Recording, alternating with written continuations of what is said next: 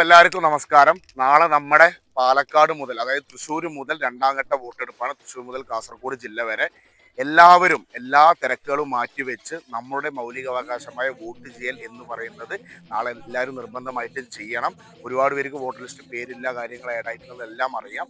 അതെല്ലാം തൽക്കാലം മാറ്റിവെച്ച് ഉള്ളവർ നിർബന്ധമായിട്ട് നാളെ പോയി വോട്ട് ചെയ്യുക, വിജയിപ്പിക്കുക. നല്ല സ്ഥാനാർത്ഥികളെ നോക്കി വിജയിപ്പിക്കുക, നല്ല വ്യക്തിപരമായിട്ടുള്ള ആൾക്കാരെ നോക്കി വിജയിപ്പിക്കുക.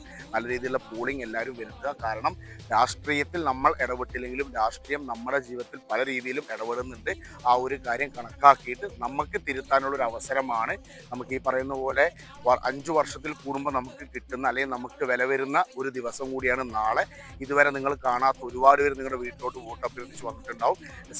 നിലവിലെ മെമ്പർമാർ, ഇതുവരെ കാണാത്ത മെമ്പർമാർ നിങ്ങളിപ്പോൾ ഈ വോട്ട് ചോദിച്ച് വീട്ടിലോട്ട് വന്നിട്ടുണ്ടാവും. അപ്പോൾ അതെല്ലാം കണക്കിലെടുത്ത് പലവരും തെറ്റിദ്ധരിപ്പിക്കുന്ന പല കാര്യങ്ങളും മാറ്റിവെച്ച് അവനവൻ ആലോചിച്ച് അവനവൻ രാഷ്ട്രീയ ബോധം നോക്കി സമൂഹത്തിൽ നടക്കുന്ന കാര്യങ്ങളെല്ലാം ശ്രദ്ധിച്ച് നല്ല രീതിയിലുള്ള ഒരു വോട്ടെടുപ്പായിരിക്കണം ഇനി വരാൻ പോകുന്ന നാളത്തെ വോട്ടെടുപ്പ്.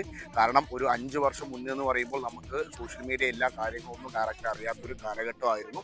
പക്ഷേ ഇപ്പോൾ ഉള്ള ഈ ഒരു വോട്ട് ഇലക്ഷൻ എന്ന് പറയുന്നത് പല കാര്യങ്ങളും നമുക്ക് ഡയറക്റ്റായിട്ട് അറിയാൻ പറ്റുന്ന ഒരു സാഹചര്യത്തിലാണ്. സോ വിധി എഴുതേണ്ടത് നിങ്ങളാണ്, നമ്മളാണ്.